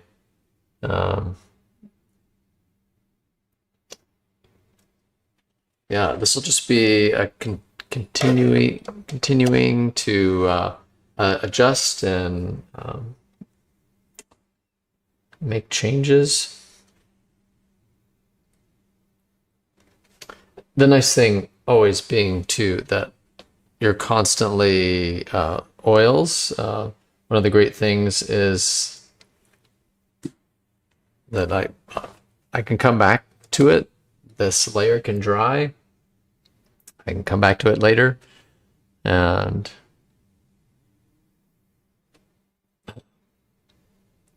go back over it. Go back over only a section. It's never completely done or out of the ability to make it better. So even if I don't get what I want done today, I can come back to it to achieve the goal.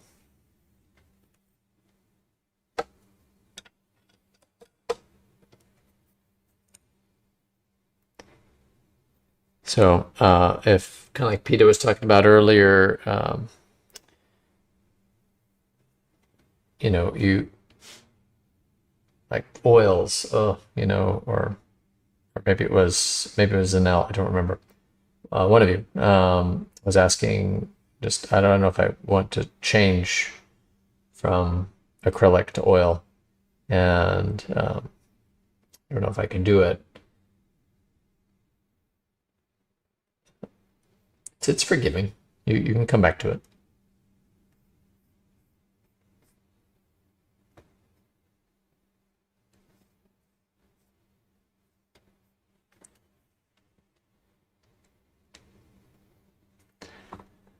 Yeah, occasionally you might see me kind of like lean back and look, come to that stage that every time I'm going to need to just kind of lean back, take a look at it, see what's happening. See if I can soften some of these edges on the fold, because this is really the top of the fold that's starting to turn over. So if I soften this edge, that should help it really turn over this way, and the form be a little bit more recognizable. Even though, I like the mark. Slight irregularity. Surely. I don't know how you talk in paints. I've tried to chat with my husband while painting. He would say I do one of those things bad.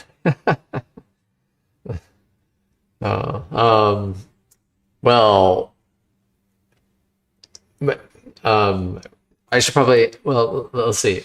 Should probably be a disclaimer at the front end of each video. I'm a trained professional. Don't try this at home. Don't try to talk and paint at the same time.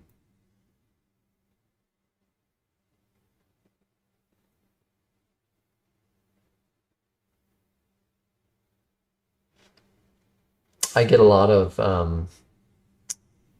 really, time at the easel is also time that I can have conversations with people, like mentoring conversations. And I just kind of start from the outset saying, okay, I'm listening to you. I'm also working, and I'm also having a conversation. Sorry that I'm not looking directly at you. But this is, I'm going to take this time to do some painting while we have this meeting. People are usually fairly understanding about that. But yeah, just kind of learn to use this time.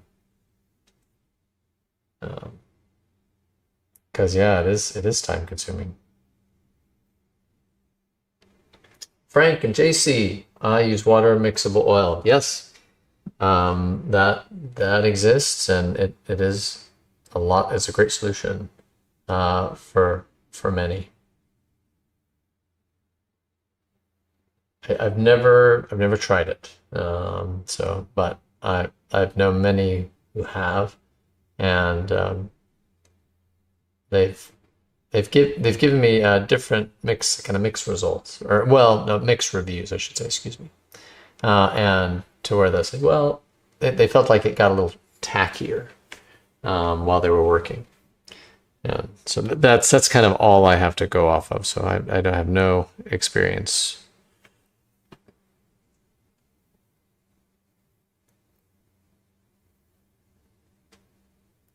And what you don't know, you don't know.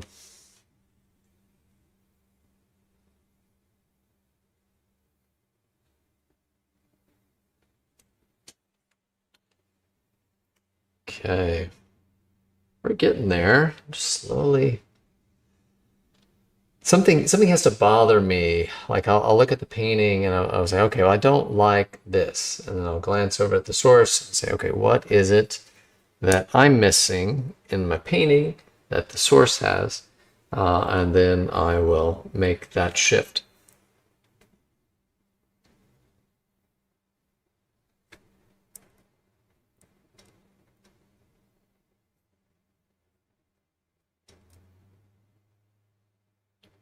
Speaking of the painting and talking, uh, I can usually do this okay. I do start to get worn out for sure. But nothing like I tried at an art fair once, not well, more than once.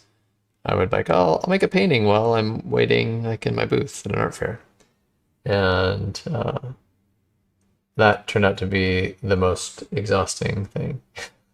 It's like talk with people about your work, and then switch to painting, and then talk to people about your work, talk to people about your painting, talk to people. Yeah, it just and those days are kind of long and tiring anyway. So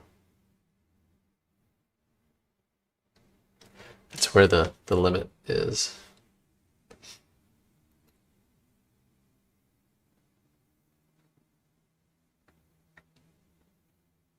Yeah, thinking about water mixable oils, I had a fellow classmate in college who used them, and the work it was just great. They really achieved a lot of the things that many times you say, well, only oils are capable of achieving that, and no, but they did really well with it. I feel like they got it. You know, every medium got to get it, got to understand it. Like they really did.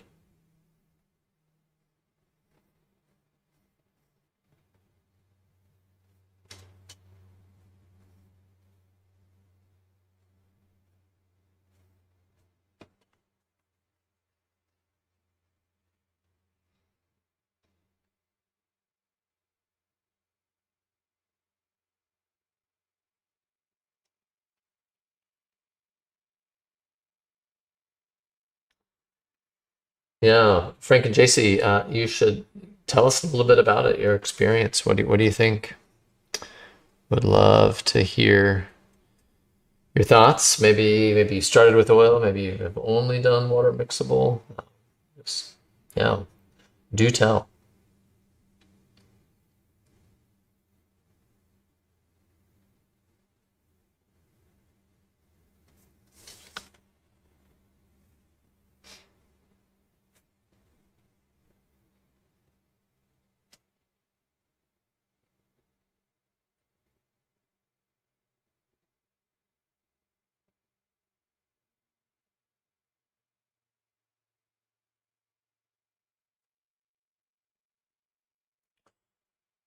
I just noticed there's just a little, this is catching just a little bit of light, kind of making some of those shapes. The light, it's this one fold here. It's catching as it begins to turn away from the light, the shadow side.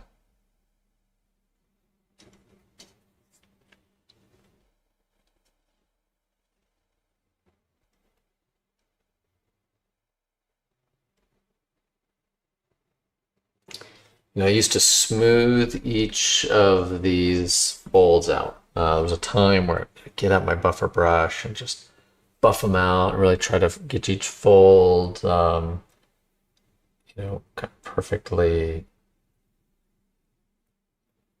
like really, in a way, remove the mark entirely. And yeah, I think it was just a little wrong-headed, maybe more than a little. Um,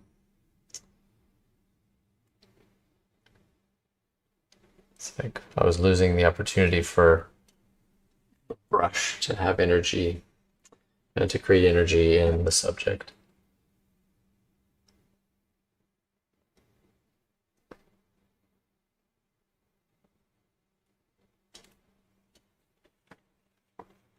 Let me step back and take a look again.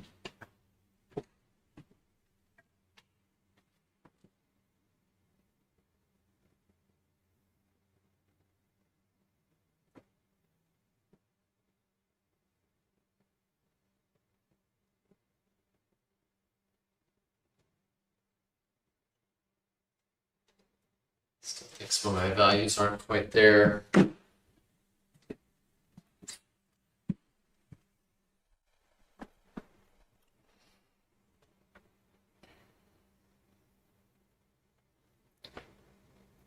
there might be just overall quite a bit of warmth on some of the bottom sides of those shadows that I'm not quite capturing. I think it's a lot warmer. So you just heard me talk out loud about what my inner critic is kind of asking and saying, all right, next step, next focus is to really achieve that.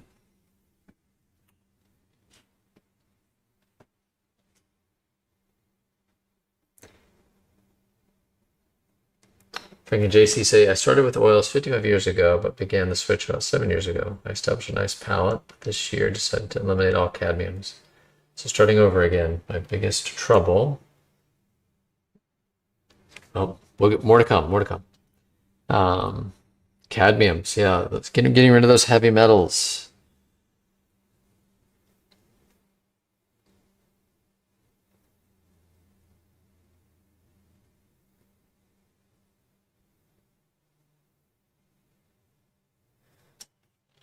Right, getting just a little warmer underneath here.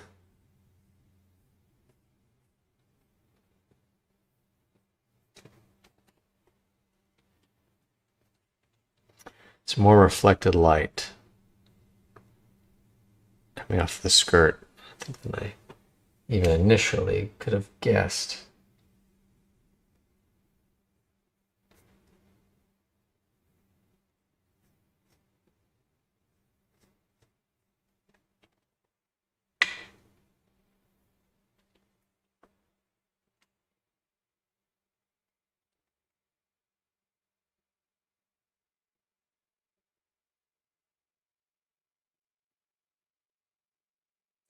His trouble is with the colors not being opaque enough. So that's interesting to hear. So they're more transparent.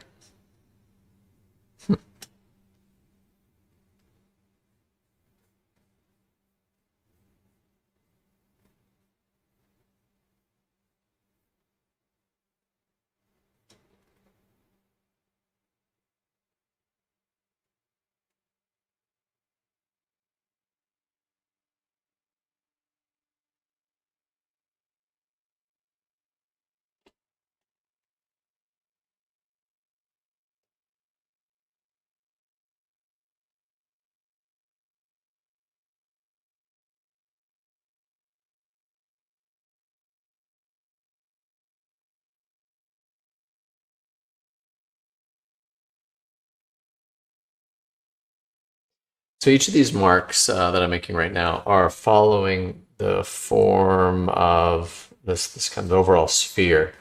So kind of really rounding that, and then some of these marks were kind of rounded this way, come over this way on some of the folds. Yeah, all intentional, really helps create more volume in your work. It's following the form with your line, with your mark.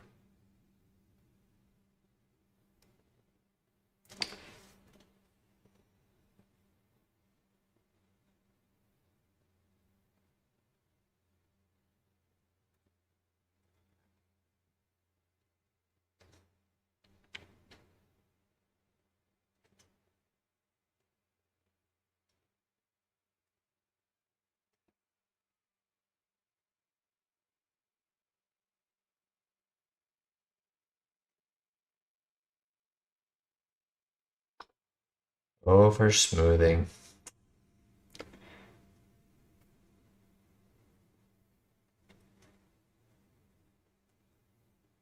I kind of just want to do it until it works. That's my goal usually, is like, is the painting working? Did I get everything visually that I needed to for it to be successful? Like, as I was talking about earlier, like, does it really feel like the fabric of the cloak is over the blouse? I want that to be the case. And so until I get there, I'm gonna continue to work at it.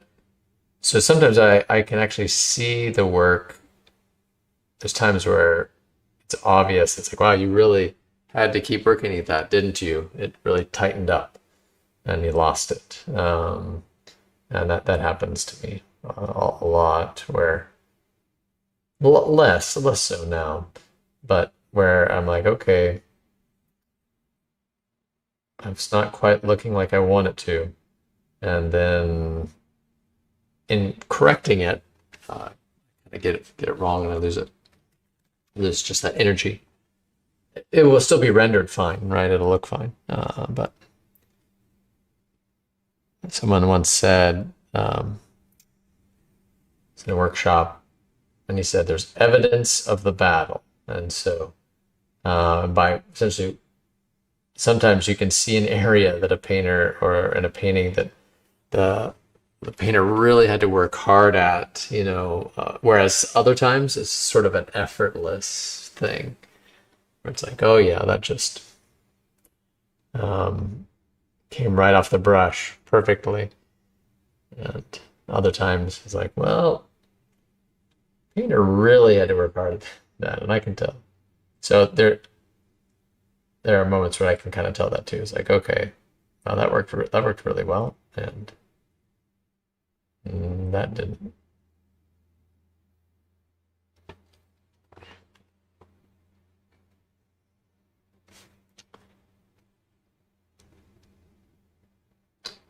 Well, I'm really thinking, I don't know how much more I can do here without really buckling down and getting a little tighter. So I think I may call it for the day, and you can go back and watch part one that very unsatisfactorily just closed off without any warning. Goodbye, internet. It's kind of nice to step back. Now you can see what that cloak is looking like in the bottom right. You can really see how the painting is starting to establish itself in that area as I just kind of bounce around and work on bits and pieces here and there. As I figure out my solution to getting a camera up high for some of these higher areas that we'll get to. But whatever I'll do, it'll probably block some of these lower parts. Thank you very much for hanging out, for communicating, for shooting me some messages and great questions. And don't let it stop there. Please reach out in the comments after the fact if you want, and I'll be happy to answer as best I can. So, thanks so much. You guys have a great rest of your day, and keep painting.